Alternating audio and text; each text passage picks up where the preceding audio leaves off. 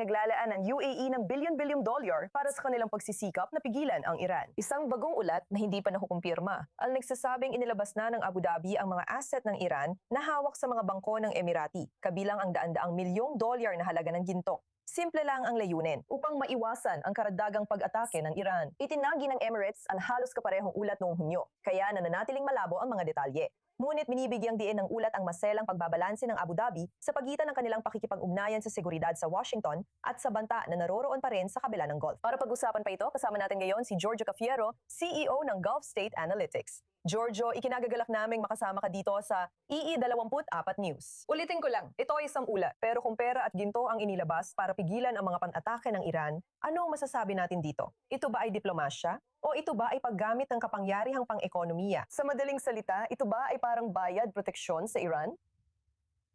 Oh, maraming salamat. Tunay na isang karangalan na maging panauhin sa inyong network. Sa tingin ko, mahalagang bigyan diin na ito ay mga ulat pa lamang, hindi pa kinukumpirma ng mga opisyal ng UAE ang mga detalyeng ito. Sa kabila nito, kung totoo man ito, sa tingin ko, kailangan nating unawain ito sa konteksto ng lahat ng naranasan ng UAE ngayong taon, sa gitna ng sigalot. Kapag nakikipag-usap ka sa mga tao sa UAE, ang isang salita na talaga namang sumasalamin sa pambansang layunin ngayon ay katatagan.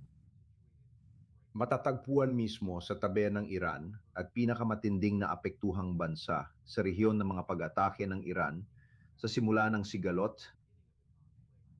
Alam natin na ang modelong pang-ekonomiya ng Emirati ay dumaan sa matinding pagsubok. Sa ngayon, talagang sinusubukan ng UAE na mag-focus sa pagprotekta sa sarili mula sa mga banta na dulot ng Iran sa mga bansa ng GCC. At sa tingin ko, naunawaan din ng pamunuan ng UAE na may napakalaking kawalang katiyakan. Hindi natin alam kung saan patutungo ang patakarang panlabas ng US kaugnay ng crisis na ito.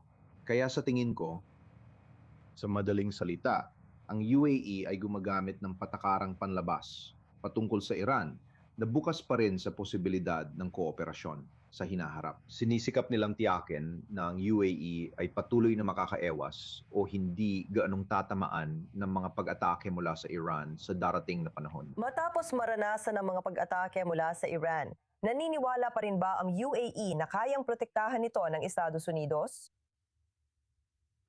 Sa totoo lang, ang UAE kasama ang 5 pang ibang estado ng GCC ay kailangang harapin ang ilang napakahirap na tanong tungkol sa kanilang pambansang seguridad.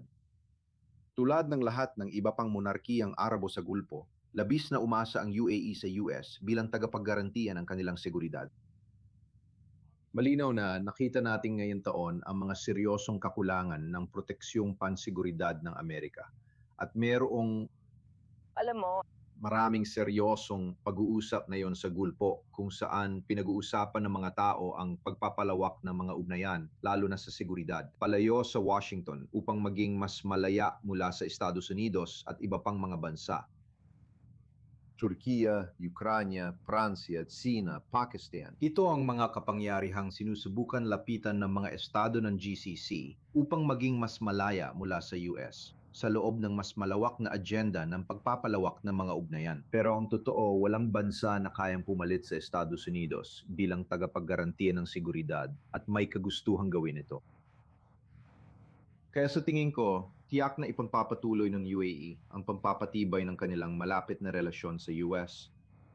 Pati na rin ang lumalakas nitong relasyon sa Israel. Pero tiyak na sinusubukan ng UAE na palawakin pa ang kanilang mga pakikipagtuwang sa seguridad hanggat maaari.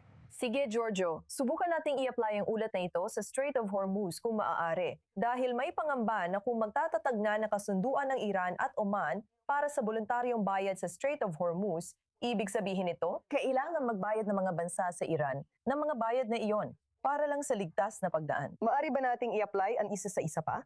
Malamang ba na mangyari ito habang sinusubukan ng Iran na igiit ang lehitimasyon nito sa internasyonal na daan ng tubig na ito?